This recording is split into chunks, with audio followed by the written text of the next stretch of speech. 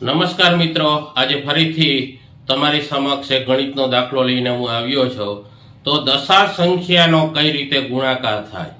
દશાંશ સંખ્યા આપણી પાસે આવે એટલે સૌ પ્રથમ એકદમ ઈઝી દાખલો છે, પણ આપણને તેની રીત ખબર હોવી જોઈએ. તો દશાંશ સંખ્યાનો આપણે અહીં ગુણાકાર કરવાનો છે. તો સૌ પ્રથમ શું યાદ રાખવાનું કે પોઈન્ટ પછી કેટલી સંખ્યા થાય છે? અહીંયા 1, આ 2 અને આ 3.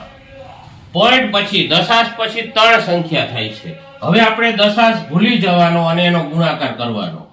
3 2 6 6 ચોક 24, 3 દુ 6 6 ચોક 24. હવે 1 2 ને 3 સંખ્યા થઈ દશાંશ પછી. તો અહીં દશાંશ 3 સંખ્યા પછી આપણે દશાંશ મૂકવાનો. 1 2 3 1 ન હોય તો 0 મૂકવાનું, એટલે 0.24 જવાબ આવશે. ચાલો બીજો દાખલો. અહીંયા 1 છે, આ 2 છે અને આ 3 છે. તો 3 સંખ્યા દશાંશ પછી થાય છે મિત્રો. તો અહીંયા પેલા 12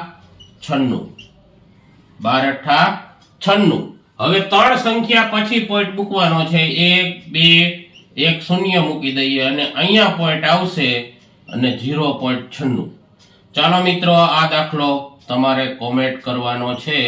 અને બીજા કોઈ દાખલાની તમારે જરૂર હોય શીખવાની તો પણ મને એ રકમ મૂકજો અને કહેજો, તો આવતા સમયમાં એનો પણ વિડીયો આપણને ચોક્કસ વિડીયો દ્વારા સમજૂતી આપીશ.